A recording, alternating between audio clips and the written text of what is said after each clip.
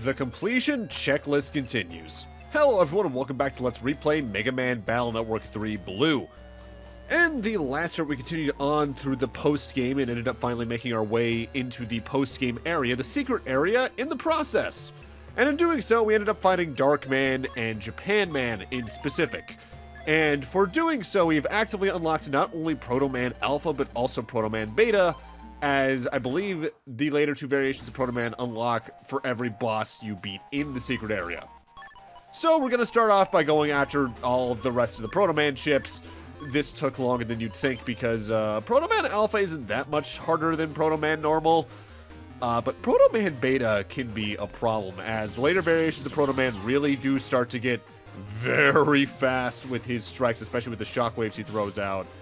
Staying in the back row can help you avoid at least the shockwaves, but you really need to be on your best attention for where Proto Man teleports from there, as either he'll teleport to the edge of his side of the arena and do a fighter sword that can reach you all the way in the back row still, or he'll teleport to the column in front of you and just do a wide sword, and depending on where you go, that could put you in some pretty tight spaces.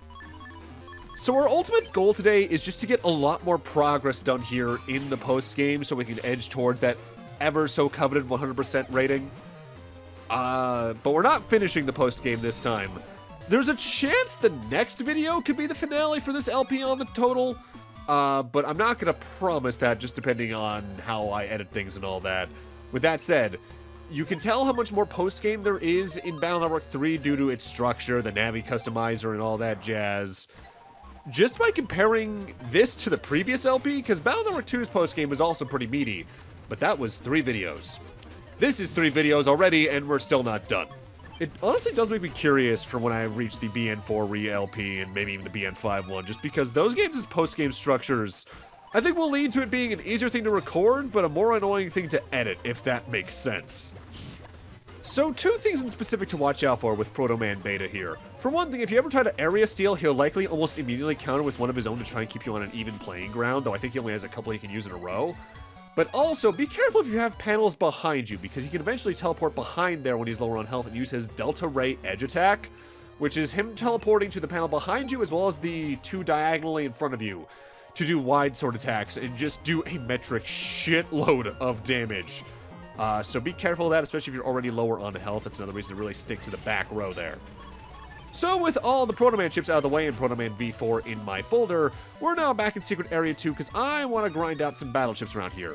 I do get things like Arrow 2 along the way, but I'm actually looking for one specific battle chip here.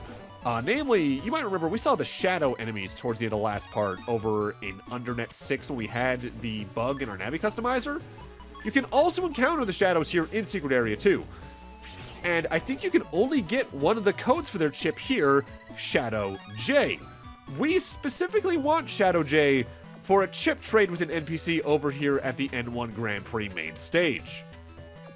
I came from far, far away to buy rare Lectopian chips, but I haven't found the chips I was searching for. So, my friend, let's have a little chat. Got the Shadow J, want to trade for my Anti-Sword Y? Yep. Good going, kid, you know it. That is the only way to get this specific chip in this game, besides technically one other option we haven't seen yet, maybe even 2. But that is, as usual for the anti-chips, a trap-type chip where if an opponent tries to use a sword-type attack on you, they get punished. That would, I think, theoretically be pretty useful against Proto Man. I've actually never used it against him to see what it does. For now, though, we're back in Secret Area for my main chip grind around here, because there's several battle chips from enemies in this area that I haven't gotten yet that are lacking in my library. Most of them are level 3 variants of battle chips, just because, as I brought up last time, several of the last battle chips in the game are only gotten through here or through one of the chip traders, effectively. Having locate enemies around here can be pretty useful because usually every encounter will have at least 2 enemies you probably don't have the battle chips of yet. For instance, here we got the Joker Eyes and the Doomers, so you can get either Boomerang 3 or Sensor Eye 3. It just depends on your luck and what decides to proc from it, but again, having the Collect Navi Cust program in is essential around here. Now, I know I got the last video and this one out in pretty close time frame, all things considered, but something to keep in mind, I believe I said last time that the previous part was a collation of about 6.5 hours of footage edited down to just over an hour. This is about 4.5 hours of footage edited down to literally just over an hour. So we're already at 10 hours between these last 2 videos of recording alone. for just about a fifth of that amount of time. There's a reason, like I've said, the post-game takes as long as it does in these redo LPs. Now we're looking for new enemies here in Secret Area 2 that we haven't gotten the battle chips from. Although I say new enemies, we've largely seen most of the main viruses in the game at this point, between main battles, the monoliths we've seen here already in the secret areas, and the Omega virus battles we did in the main campaign or otherwise. There's still a couple we haven't seen, but they're pretty far and few between, honestly. With all that out of the way, we're now at 193, 79, and 1 for our class counts in the library. So now it's time for us to finally access Secret 3, the final of the secret areas. Notably though, I have press in my Navi customizer, as there's a press pathway to access chunks of the area here. You may pass a loving rearer of many. That door will only open if you have, I believe, 7 or 8 viruses in the virus breeder over in Scilab, which at this point is all of the ones you can get. So if you haven't done much with that, you might want to consider going to get that to get any of the items that we're going to get on this side of this area. So this is already one of the more annoying encounters in here. Dominator 3s and Breakers. Dominator 3s are bad enough on their own, but Breakers are obviously the level 3 variants of the Shakers we've seen since Scilab area. What makes this specific encounter so annoying is, for one thing, because there's 2 Shakers, you're going to be stunned by their earthquakes just long enough that you'll get hit probably by the next one. But the Dominator 3s will often try to use Get on 1 on you upwards of twice in a row very quickly to completely destroy the arena. Using air shoes can help you around here because of that, but I just recommend having some crush-type chips in your folder like the Shake line to try and just get as much damage on them as you can. Otherwise, having an attack like Protoman can also be pretty useful here. Now, there's notably 2 versions of this exact layout of viruses in this area. One where there's holy panels on the enemy side, and one where there's holy panels on your side. The one, if they show up on your side, I'd recommend just trying to run away from, because that means when they try to attack you, especially the Dominator, they're just going to take half damage, and it's not really going to be easy for you. But at least I got Curse 3C. We're going to need that for a program advance down the line. Save right here, because one more time over here, we have some hidden viruses, namely the Skutzer and the Scuttleists. You may have noticed that we encountered only 3 of the Scuttle line last time. That's because the final 2 of them for the virus breeder are right here. So now that Navi, that virus line is pretty much complete. I say pretty much for a very key reason. We'll cover that later this video. Now, the more important thing on this side of Secret 3 is at the other branch of this press pathway. Now, there is a very specific memory I have of this post-game area that involves the second door we're going to open around here. But I'll talk about that when it's more relevant in a few moments, because I think it is one of the instances where this post-game just becomes one of the worst to play through, at least on a first run. There are ways around it, admittedly, but still, it kind of sucks. Okay, with that battleship out of the way, welcome to this platform. For one thing, down here is the returning Sanctuary battleship, no longer a hard mode exclusive like it was in Battle Network 2. That covers your entire side of the field with holy panels. And up here we got the Bug Frag Trader. For inserting 10 Bug Frags, you get one of basically any battleship in the game. At the least in regards to the standard and mega class portions of the library. Version 4 Navis, custom style exclusive chips, you can get them all there. It's just a matter of luck, although the chip traders do try to give you a new chip every certain amount of chips you put into them anyway, and that one I believe is no stranger to that specific rule. Notably though, the only mega class chips you can't get through the Bug Trader are the exclusive Navi chips. So for instance, I can't get Mistman chips through that here in Battle Network 3 Blue, and over in Battle Network 3 White, you can't get Bullman chips. Over here, though, we have effectively the ultimate monolith in the game. This is a 20-battle marathon, which can honestly weigh pretty heavily on you by the end of this area, just because of how many battles this is in a row, with some new viruses along the way as well, like the Shadow Omega. But this is a good opportunity to showcase, I believe, a program advance that I've technically already used in this video, or at least in the speed up to this point. So we got Anti-Navi last time. And if you remember throughout the LP, I've had Muramasa and Anti-Damage M in my folder, or in my library for a good while as well. I guess in my pack, technically. By using those in a row, we get a returning program advance, albeit slightly altered, from Battle Network 2, Bodyguard. Bodyguard is effectively an extended version of the Anti-Damage battleship. For those that haven't used that, if you use that and then take a hit, intentionally or otherwise, Megaman jumps out of harm's way and throws 3 or 4 shurikens worth 100 damage down to the ground. Bodyguard is that only it throws 18 shuriken without you needing to take an intentional hit that you can avoid using it. So that means at base, 1800 damage.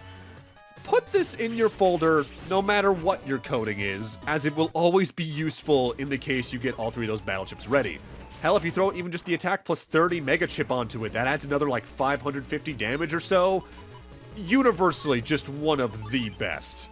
And worth noting, I talked about last time that the Battle Network 3 White exclusive Giga Chip Navi Recycle will recycle some program advances as well. Bodyguard is one of those program advances, so if you use it once and then you use Navi Recycle, you can use it twice on the same boss fight in the case they for some reason survived it the first time. Yes please, that is one very significant point for Battle Network 3 White, as much as I prefer most of the exclusive to Battle Network 3 Blue on the whole. Technically, the Battle Network 3 Blue exclusive battle chip folder back can have the same effect, but because that just restores your entire folder, no matter how many you've used in the battle, you might still need to wait for Bodyguard to show back up again in that case. Navi Recycle is just a guarantee of it instantly. It's so good. Notably, this monolith also has a lot of the level 3 variant viruses we haven't seen up to this point yet, like the Volcanists. I think the NO3s are in here at some point as well. You can actually encounter them as viruses here in Secret Area 3. They're just extraordinarily rare.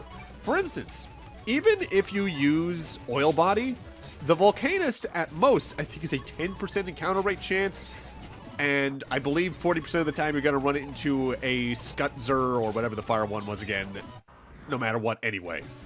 So, very unlikely. Another new virus is the Alpha Bug Omega. It's the Alpha Bug enemy. It'll charge at you, can drop some holes on the ground that you can't really get through, and it can recover its HP pretty quickly. Pretty high damage, but 300 HP at this point in the game honestly is no longer a problem, because either you have really good Navi chips that can deal most of that pretty quickly, or you got program advances, or, you know, as usual, a good old variable sword to the face. That is one thing I really appreciate about the Battle Network and Star Force models for the post-game, where, yeah, they start throwing a lot at you that can kill you really quickly, but if you're good about using all battle chips and experimenting around with what does what, you'll find that you can do about as much damage to them, if not more, just as quickly. So, the difficulty rises, but it never really, like, spikes in most cases. There's the NO3, by the way, same deal as the other NOs. Gets in the same row as you, fires a projectile down the row, and that's about it. Will recover its health if you don't kill it quickly enough. Now, 19 battles in, you're probably wondering if the reward for all this is even going to be worth it in this specific monolith's case. I'd say ultimately it is. But even then, in the case you don't like the reward, if you're going for a true 100% marker anyway, you're going to need to break this eventually due to another reason down the line, so you might as well do it while you're here. Final new virus in this monolith is the Scuttle Omega. It's a Scuttlist, but stronger. The 200 HP life aura can certainly be a little bit overwhelming. But late game, Navi chips can do pretty good at taking care of that, especially like Proto Man, V3 and V4 alone can just one-shot that. The bigger issue in this fight, I find, is usually the Dominard, because, get this, Dominards are really annoying. Now, usually in this fight, I go for the Dominard first because the get-on one is pretty limiting. But in this specific playthrough, I ended up going for the Slimist first because, get this, I'm a Heat Team style, and the Aqua-type enemy can kill me really quickly. Big limitation about Bodyguard in a fight like this, though. Because the shurikens don't have the piercing effect of, like, the guts punches or all that, and they only do 100 damage, they're not going to pierce in the aura, and they can't really easily kill the Dominard. Though notably, the shuriken do count as having the sword-type property, so they can take care of, like, the shadow enemies in 1 or 2 shots, no problem. Another strategy that does work against the Scuttle Omegas that, well, works against 95% of the enemies in the game, admittedly, is more area denial. As area steals and meta gels get them down to 1 panel, they can literally never attack you because they can only attack along their row. If you're lateral to them or diagonal, they can't do shit. With the gigantic monolith out of the way, we can finally get our reward. Hub Batch. This is a very beefy program for the Navi customizer that effectively gives you a soft hub style from Battle Network 2. It is a pretty large program, so even holding select and pressing B, left, A, down, down, up, L to remove a panel isn't going to be that useful. And since it's orange, no matter what, you're going to need to use an error code on it to have it in your Navi customizer at all. Which means the bug that it also guarantees will always go off, although there is a bug stop program to prevent things like that from happening. The bug that specific program gives you is that it halves your HP just like Hubstyle itself did in BN2. But considering the program's main effect is that it gives you super armor, undershirt, custom one, mega folder one, air shoes, and float shoes, and in some later games that have the same program, even more than that, it can be pretty worth the trade-off, honestly. As that means you can either throw another custom one and on top of that or mega folder one to have two of them at once, or you can instead use that other space to increase your buster stats, or go into other minor effects. Like I believe I've already mentioned earlier in this LP, while there are times I miss the straight-up power-up numbers from BN 1 and 2 and how simple that system was, the Navi Customizer's extra layers of depth for how many options you can do, how many builds there are that you can make to fit your own custom playstyle, is just so incredible, and it only gets better in later games, honestly. So before I end up taking on that security system right there, I actually want another battle chip. I actually want a fan asterisk. I already have it in my library, but that's because it was from one of the N1 folders. Best place to get it is here in the Demon computer, which leads to the bug frag trader in the Undernet. Why? The layout of this specific set of numbers means if you don't have a fan in your folder, you're probably going to take an intentional hit along the way. As you can see, we need to take out the ones labeled 1 first, but they're in different columns. A life sword can hit them both, but you'll also hit the number 2 in the process, taking an extra hit. So you want to use a fan to drag one of them in front of the other one, and then go from 2 life swords from there to take care of that one in pretty quick sequence. We'll actually also be leaving the secret area again in a moment for the next set of those, as I need another battle chip in order to actually get that one done well as well. Theoretically, the strategy I have would work if it wasn't for the fact that the chips I need are in the wrong codes. And right here is our final monolith. If you're like me and have already done the secret path that we walked over to get to the 20 fight monolith, this one will be a breeze in comparison because most of the viruses in arena layouts are a lot kinder. As if you paid attention during the 20 monolith or even some of the other monoliths, they were a little, I'm not going to say cruel, but they were smart about what tiles would be in certain battles to make things more annoying for you, like having maybe some ice tiles with some pangons and all that jazz. Smart, difficult, and meant to kill you, definitely. The only thing of real note for this specific monolith is that there is another new virus along the way, but it's in the last of the 10 fights. It's going to be the final variant of the shadow enemy we haven't yet seen. As with prior shadow enemies, they are faster, stronger, more health. Proto Man V4 will basically insta-kill most shadow enemies except for the Shadow Omega we saw earlier, but even then, just throwing an attack plus 30 chip that we already have in my folder at them on top of that, they're instant dead no matter what. And whatever threat this enemy could be is null and void. I mean, that's a different enemy from Battle Number 2.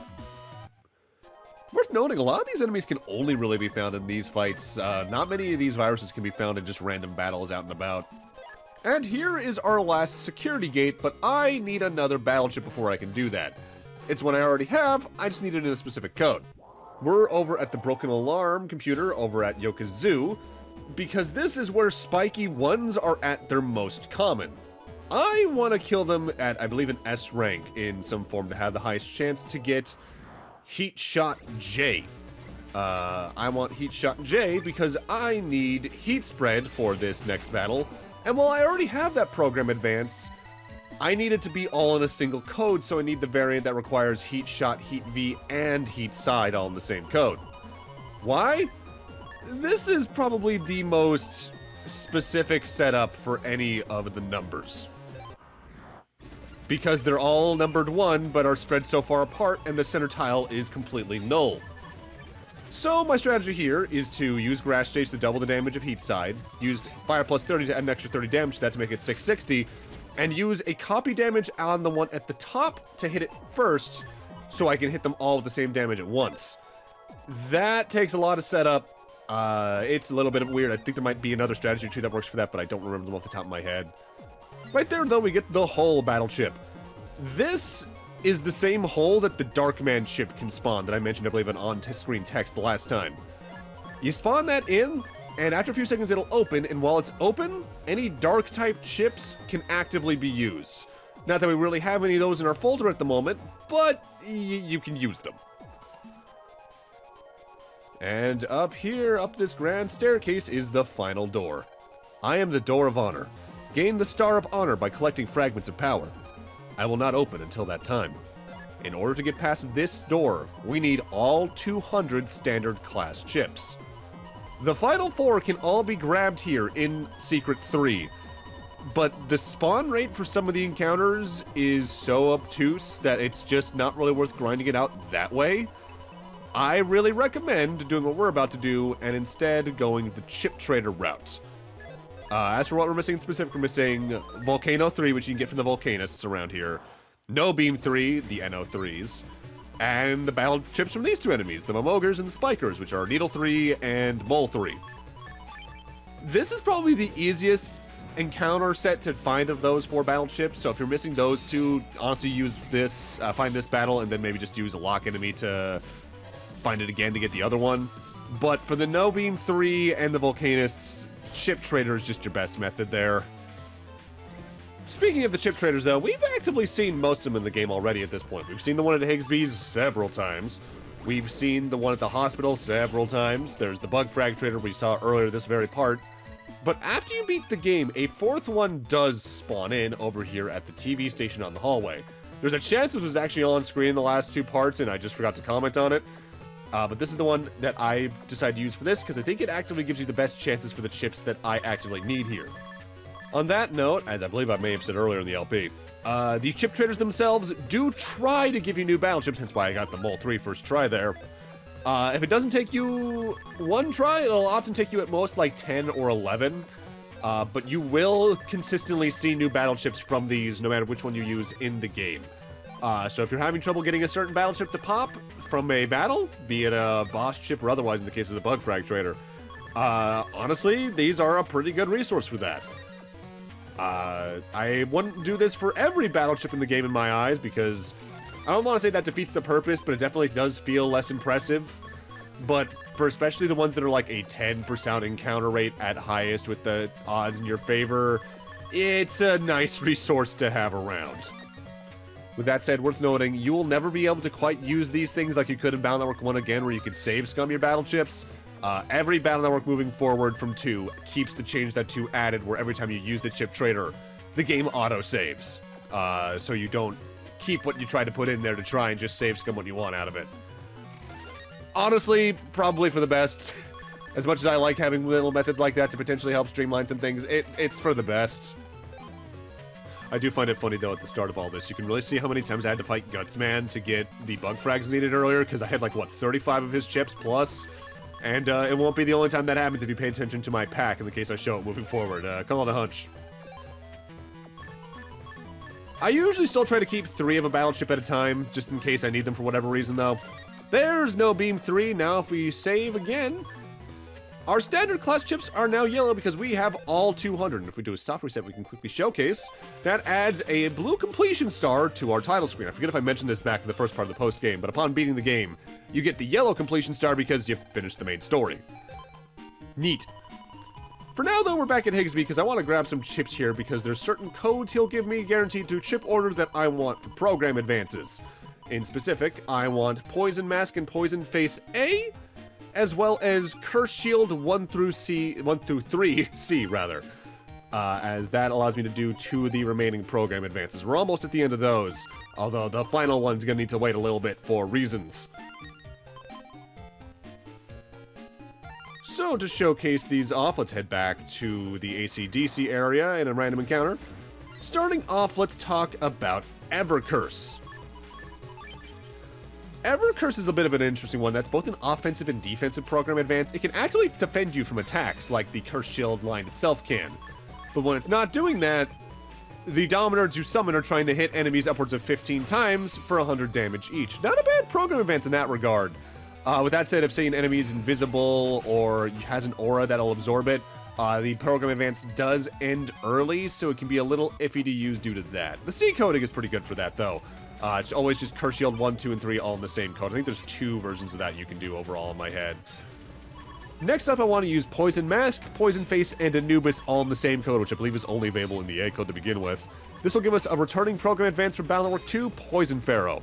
When you use it, you spawn a purple Pharaoh Man sprite in front of you, and the enemy side of the field's HP is consistently drained by poison gas very rapidly at that. I think you can still technically do certain strategies from BN2 where you put on like a life aura yourself, put down a holy panel, put down Poison Pharaoh, and then stand in front of it and just constantly drain the enemy's HP that way. And it's not too ineffective from my memory. With that now out of the way, we're back in Secret Area 3 because it's time for us to open the door over here, but just to showcase what my Navi customizer is looking like, that's what I'm packing on in. And let's showcase my folder as well, just to keep y'all up to speed. It largely hasn't changed from what it's been the past little bit here, but hey, it's always nice to have a reference for what I'm doing at any point in time, I suppose. Worth noting, they didn't drop their battleship, but on my way over here, despite having so much trouble running into them earlier, I did run into 2 Volcanist enemies, which, where were they earlier? You may pass, O possessor of the Star of Honor. The door opens. Darkman waited, patiently seeking a duel with me. I told him I would if he could delete 10,000 Navis there. Japan Man left the Scilab Elite Corps to follow me. He was an excellent soldier, my right-hand man. Even I am forced to recognize the power of those two. And, of course, yours as well, since you defeated them.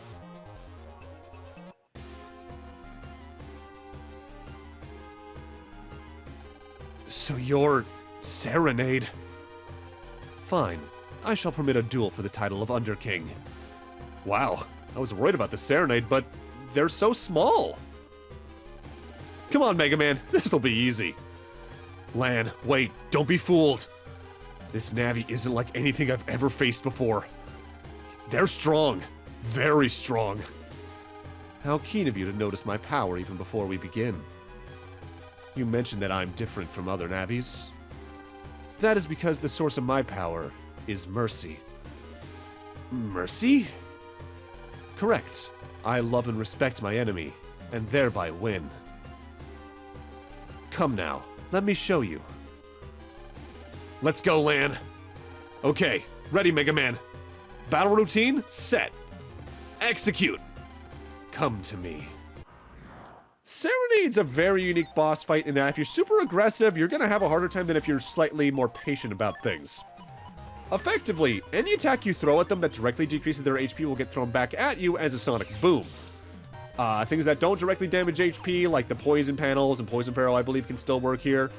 But ultimately, we either want to wait for Serenade to move vertically, or wait for them to do an attack where they put their hand forward and blast energy at your side of the field.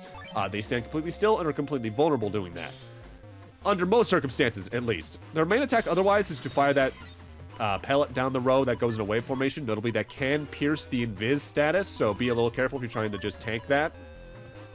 But I'm doing the more aggressive strategy that still works here, but just takes some patience to get going, area denial.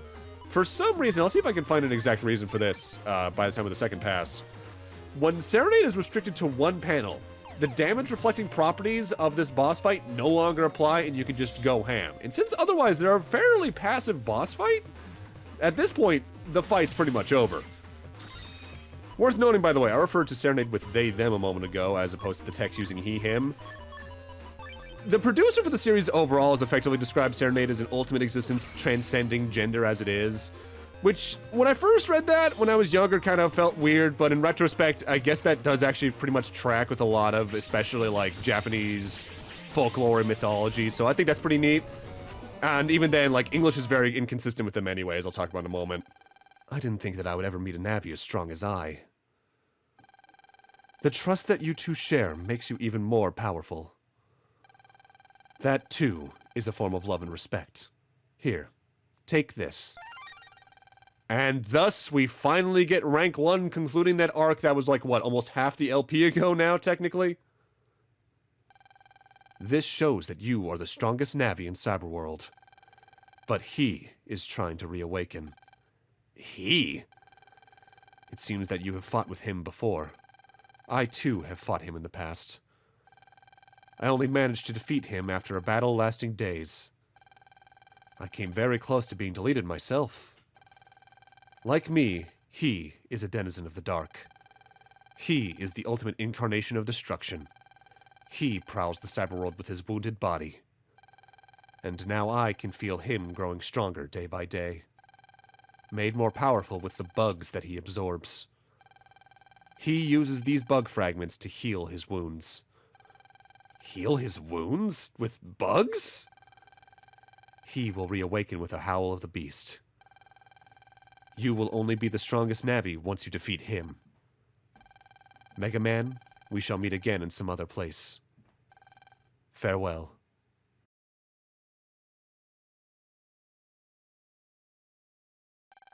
Wait, Serenade! They're gone. Yeah. The incarnation of destruction awakens with a howl. Yeah. If anything like that showed up, it'd mean real trouble.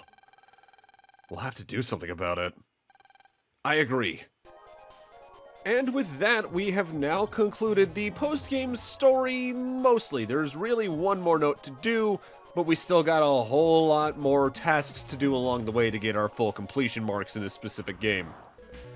With that, though, out of the way, I now want to head over here to Undernet 7. I granted a couple of bug frags off-screen for one thing so I can get past this spiky.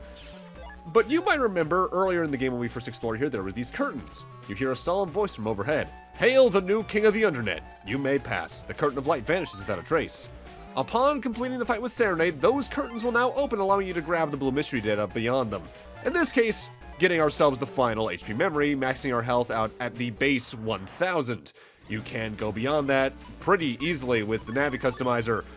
But in most cases, unless you're probably doing specific multiplayer things, you're really not going to need more than 1,000, so it's not really worth using HP Plus programs at this point in my eyes. Ooh, we also got Team Style up to level 3, Mega Folder 1 once again. I'll take that, keep advancing it until we max it out at the next level up, I believe.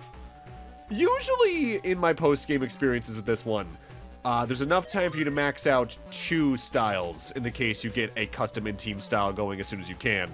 If you get, like, say, Shadow or Gut style along the way, you're going to be a little stricter on the amount of grinding you're going to need to do.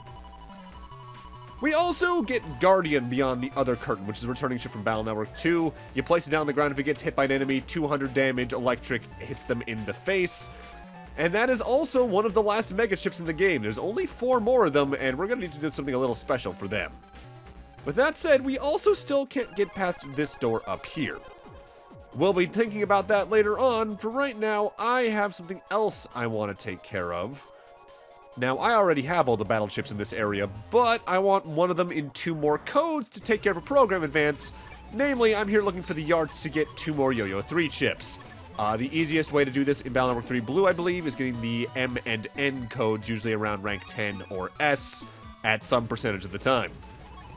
This will, of course, allow me to do the final Zeta Yo-Yo program advance, which, again, really good.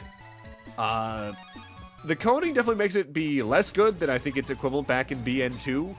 But if you can do a good M-coded folder, which I think would be pretty easy to do using just things like Bodyguard alone, not a bad one to have in your repertoire, honestly, because it gives you the invincibility, it can do a lot of damage pretty quickly, because it hits, I think, 3 times at 60 at a time. So 180 damage, that's not counting attack pluses and all that. I like this one a lot if it's not entirely obvious. And with that, I believe there's only 1 program advance we can do left in the game, but we're not going to be able to do that for a while. But for my next task, it's time for another grind. I'm here facing Gutsman once again because I need a metric shitload more bug frags. In specific, between the 2 next tasks I want to do, I need 1,200. So I just went and fought him about 120 times to get those 10 bug frags as many times as I can. Our next destination is over at the Virus Breeder. I've mentioned throughout the game with these things once we started getting them that you can power them up with bug frags, but the final step of this side quest, of sorts, requires maxing out a virus's power. So, time for me to feed each given line a shitload of bug frags until they max out. I believe every single line maxes out at 100 bug frags, given across 20 increments of 5. This takes, when you're just mashing through it, about a minute, but because of the amount of time that would still extend this part, I am going to speed up all the future givings like this, just to smooth things out as we go. Looks like that was all the food these viruses wanted. Let's go try feeding a different type. Congratulations! Thanks to you, the Metar viruses have fully grown. No more bug frags are needed here. You can use them elsewhere. Huh? The Metar viruses have a message. Uh-huh. Ah, I see. The Metar viruses want you to meet their boss. You can find him on a blackboard. You would do well to become his friend. Go on, you can do it. Upon maxing out a virus and talking to the Mr. Program assigned to them, you can now go grab the final member of that virus line for their respective battleship. The annoying thing is, you can only get, I think, any hint about where this next virus is once per family. So if you mashed through it and missed it, you're just gonna have to wander around until you find the damn thing. With that said, the blackboard here in question is the blackboard over in Lance's classroom in 5A. And we now want to head to the very southern corner where the true form of this will be revealed. At the end of every single virus line is the Omega virus, of course. You can get the Omega virus for any given virus breeder battleship, and honestly, it's kind of worth just putting like half of the bug frags into the base level and half of them into the Omega just because the power differentials can be that good. With that said, this definitely can be a bit of a grind, not only just for the bug frags needed for this, but looking around for them in the case you miss the text and all that. And ultimately, you don't even get a completion star for this. The side quest is technically counted as complete as you need to for 100%, I believe, the moment you get the last battleship from them. So like the Scuttlist's battleship, for instance. As long as you have those and you got past the door back in Secret Area 3, you don't need to do any more with this. My general thing for this LP, though, when it comes to the virus breeder battleships, even if I'm not really using them, is I want to try and balance the power as best I can, because then they're all boosted a good amount. But there's all sorts of schools of thought when it comes to boosting these and all that, so just do whatever you feel feels best. I'm also notably going along this side quest in power order, quote-unquote, so I'm going from the Metars over to the Bunnies, over to the Spikies, I believe, from there, and then up until we reach the Scuttlist, as it's just the most convenient way for me to process this effectively.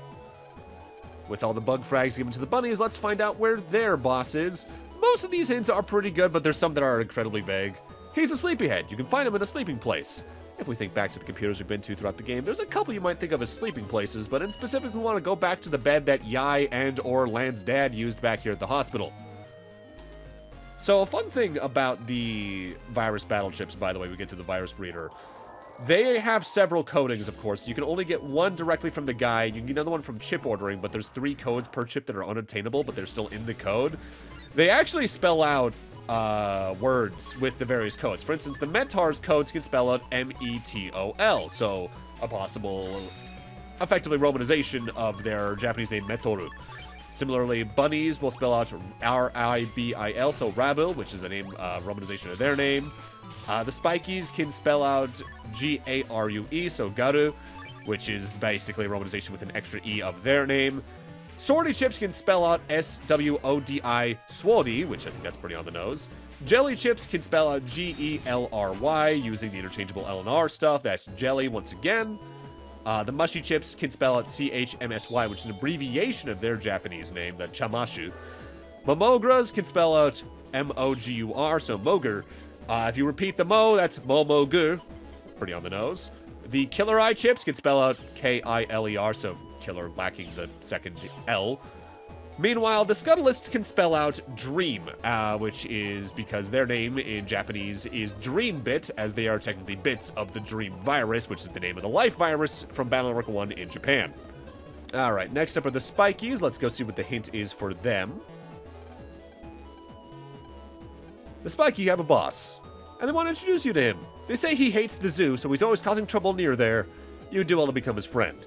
So that's a little specific but vague at the same time because there's several computers in the zoo, but the Spiky Omega is in the zoo computer that we fought Beastman in at the very southwestern corner of the second area here. So a bit of a fun thing about the virus breeder itself, according to the director of the game, Masahiro Yasuma, this is actually one of the cases where the anime influenced the games.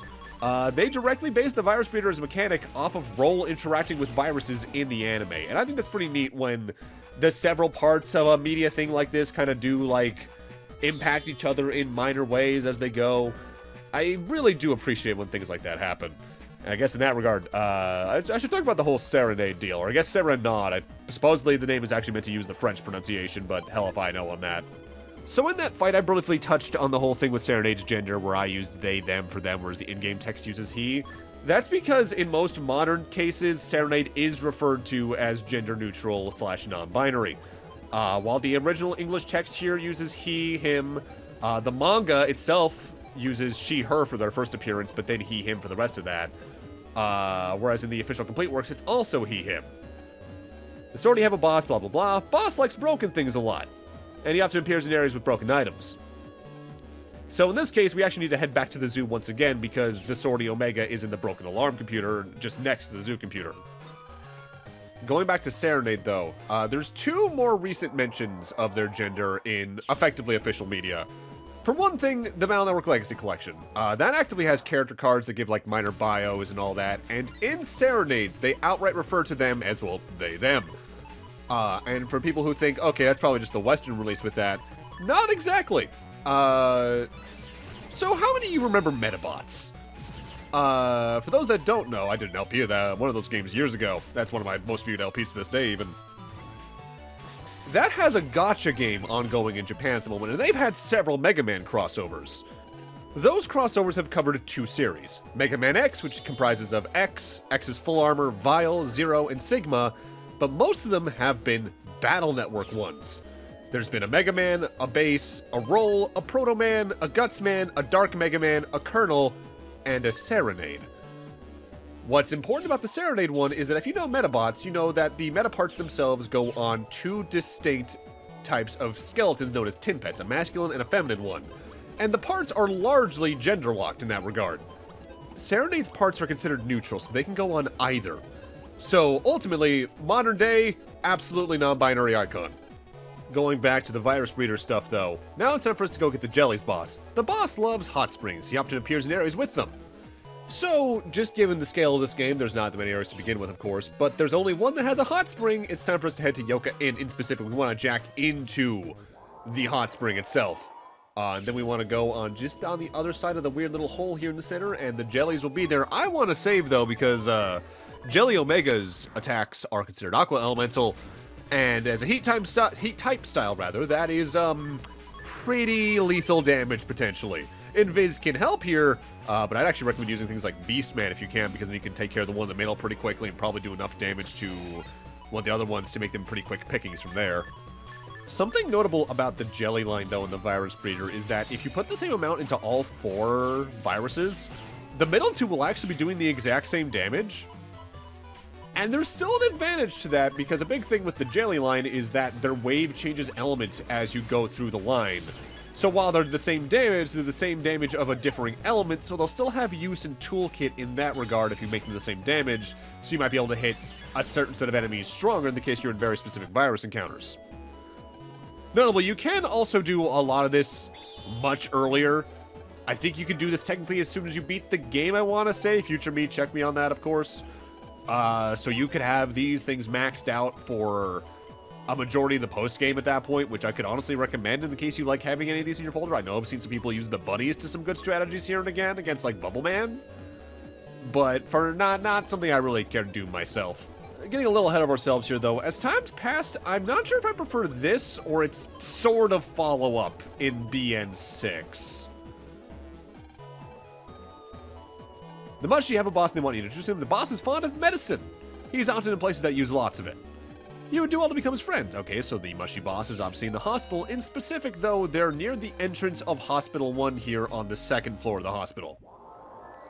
But yeah, to talk about it, BN6 has a sort of follow-up to this that is, I think, a much more engaging process to get done, but it is ultimately more tedious to get done at the same time, even though this is largely a lot of bug frag grinding. If you do a lot more counter hits than I did during the main campaign up to this point, you'll do less grinding than I had to for it, but you still have to grind all the same.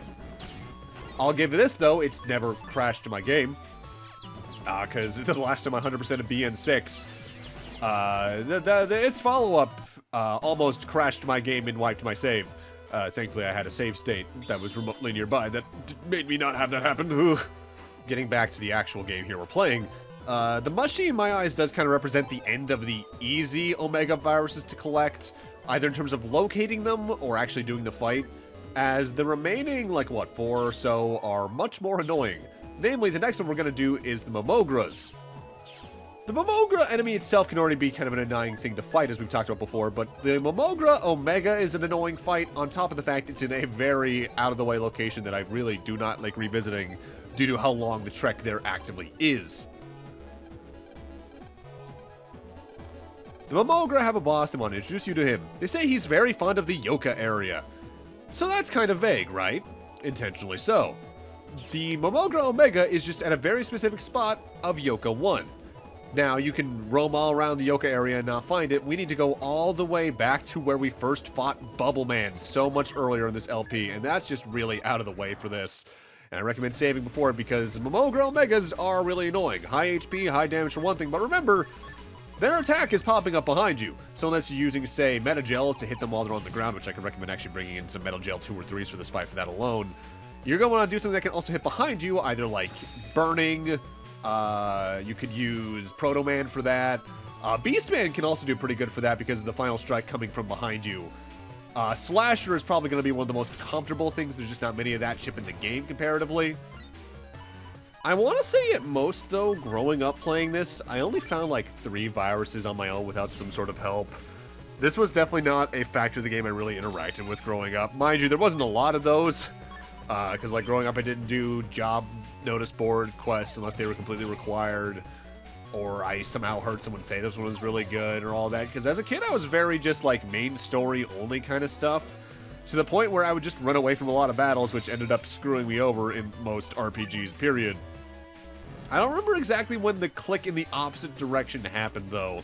I want to say at the least it was in like late elementary, early middle school, somewhere abouts there, but it's been a while. That is over half my life ago at this point. With the Momogra out of the way, next up is going to be the Killer Eye viruses, Bug Fragging and Omega Virus. If there is an Omega Virus in all this set that I think has a very high chance of killing someone on their first playthrough, it's going to be the Killer Eye Omegas, as it's kind of a ridiculous setup, as we'll see when we eventually get to the... I've almost said boss fight. I guess you could kind of apply the Omega viruses as boss fight variants of viruses, huh? Never really thought about it like that.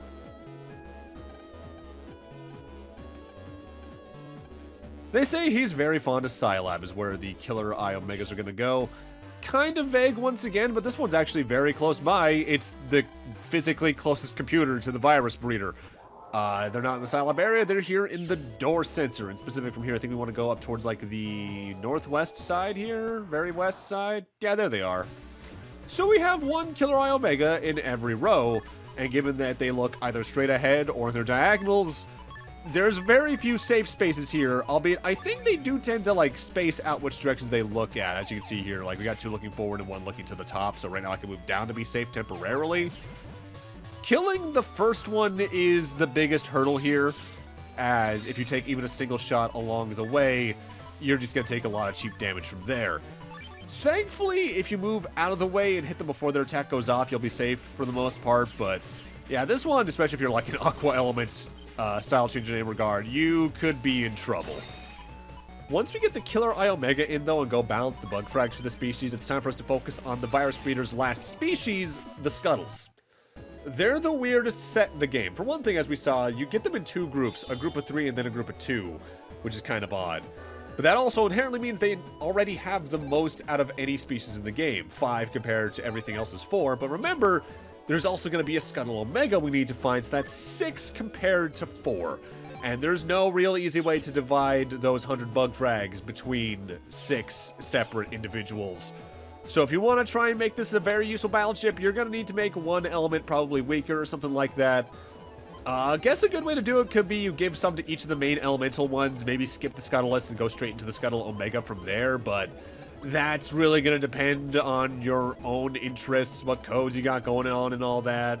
It's a useful line, don't get me wrong, but So the Scuttle Omega is a prisoner in the Evil Castle. What does that mean in this case?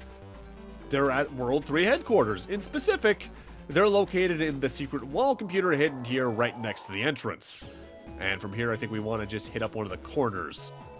This fight can be kind of troublesome, though, in that it's going to be 2 Scuttle Omegas. So that's 2 200 strength life ores you have to contend with.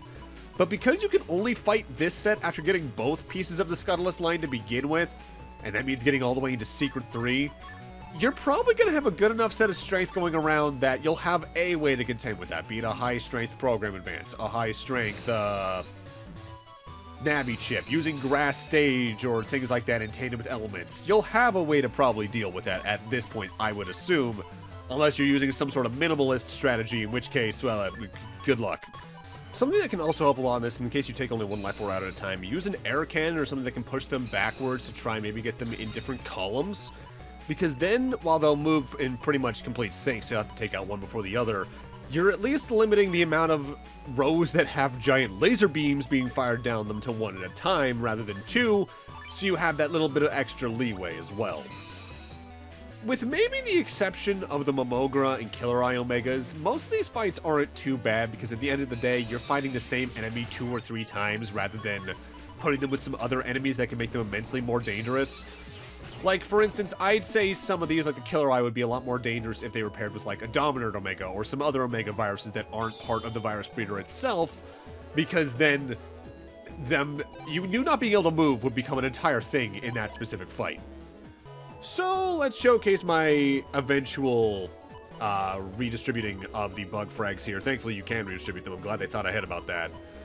The power here is all over the place, but it really just depends on what your tastes are. I would really recommend Scuttless to Scuttle Omegas myself, but that's really just me. And with that, the virus breeder is now complete. So now we're heading back to the secret area to take care of the last sort of post-game story note here. In specific, from here, we want to head back to Secret Area 3 and head over to the Bug Frag Trader. If you're paying attention to the numbers I mentioned earlier, I got 1,200 Bug Frags from Gutsman total. Using them at the Virus Breeder only used about 900.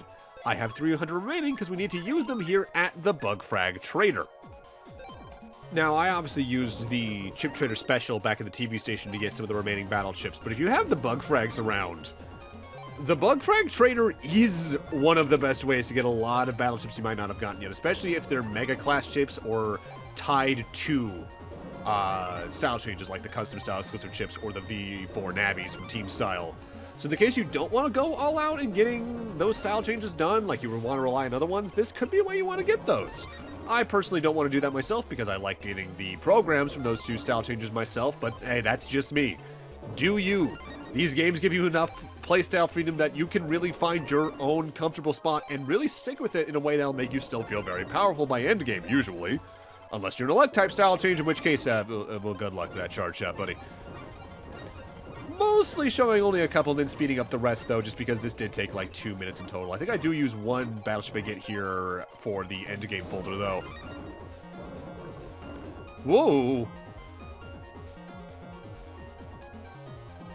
I wonder what that growling was.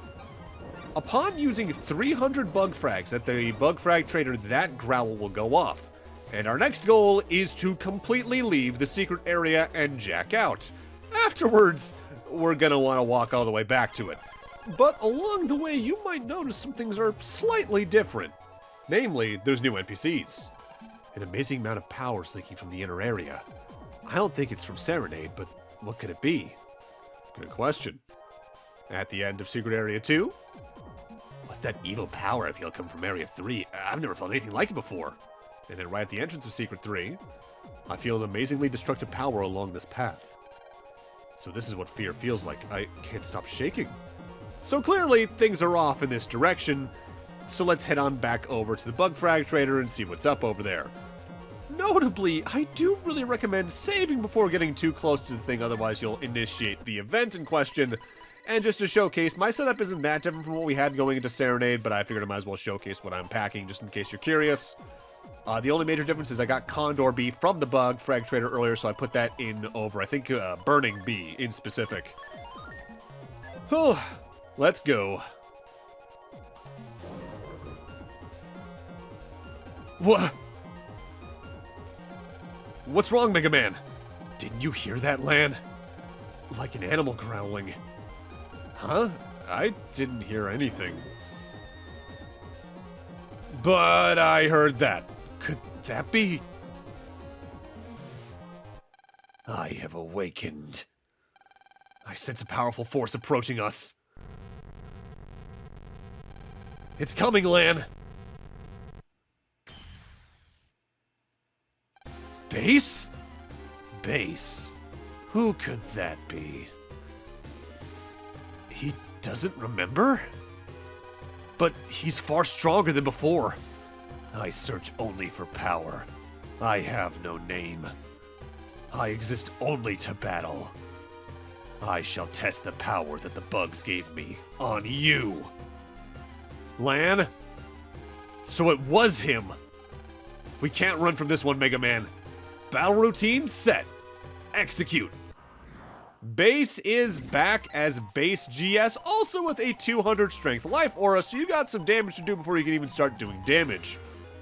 Notably, I want to say unlike the original version of Base, this life aura does regenerate, and he does have a lot of the same attacks Base V1 had back in the endgame. He can fire the Buster at you directly, he can do the Buster Rake, I think, and he can do the Earth Break where he'll jump up in the air and slam down, breaking an entire column of panels. But his 3 new attacks are where he gets the GS from. The GS stands for Gospel, as in the final boss of the previous game. He has merged with it effectively and can use it as several different attacks. He can have paws that will then strike the ground and hit certain panels. He can fire the Fire Breath attack from the Gospel fight directly at you, so that's the panel in front of him and then 2 columns after that that then does a lot of damage. And he also has what's known as Vanishing World.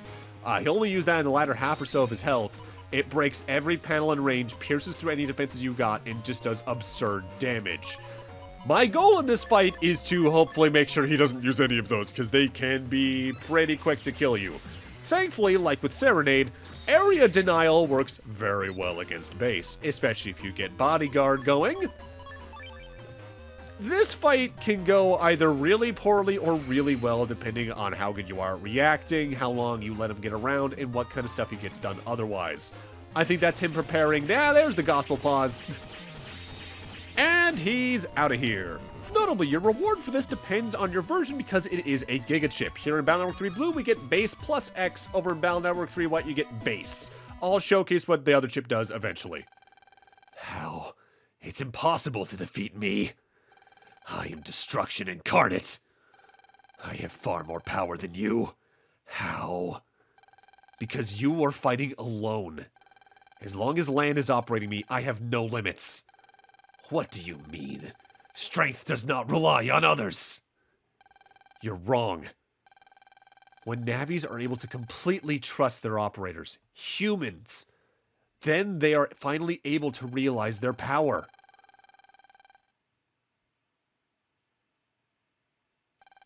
You, too, once had a human who you could trust like that. I trust no one but myself. Base, try to remember. Who is this man who invades my memory? What is this feeling? That I need him? No, never. I trust no one. Power is all. Destruction is my purpose. Ah! What? Base! He's gone. Mega Man, are you okay? Yeah, I am. What happened to Base? I don't know, but I don't feel his power anymore. Did he run away? Or... wow, if that thing had run loose in Cyberworld. Then I guess we would just have to beat him again.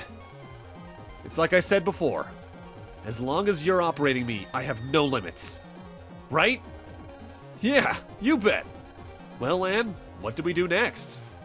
Well, now that we're the strongest duo in Cyberworld, let's take it over. Just kidding. Normal life's best for me. Come on, let's go home. Roger. And thankfully, unlike Battle Network 2, there is no jump scare as you leave the secret area. With that said, you might notice some new NPCs along the way out. We'll talk about what those are next time. For right now, I do want to showcase Base X. Base and Base X, depending on your version, require a hole to be active in the field to be used. You need to wait for it to open, in which case you can actually use it. Base Plus is the Earthbreak attack. Base spawns in and slams the ground, dealing mass damage and breaking the entire column of panels. Pretty good. The only rough part is the X code makes it very limiting, but that's the exact point of why it's an X code. And notably, now that we've beaten base GS, we can also now open the door that's here in Undernet 7. The door crumbles with the appearance of a new champion. Thus, we can fully explore the Undernet, and up here beyond this extra copy of Pawn Y lies the final purple mystery data in the game. This one contains the almighty Giga Folder 1, which allows you to increase the amount of Giga chips you can have in your folder by 1 to have up to 2 of them. That is potentially busted. With that said, it is a relatively large program, and it's also a relatively rare color, and because of that, in most style changes, you're gonna need to dedicate an error code to this thing. Which I like to have the extra custom chips going, so that's not really to my tastes. But with that, I'm gonna need to end this off here.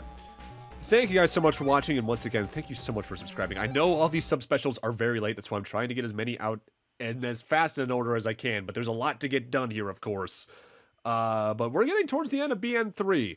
If the next part isn't the final part of this LP, the one after that will be, because there's really not that much left on paper. Execution-wise, there's a little bit more, but we'll talk about that more as we get through it.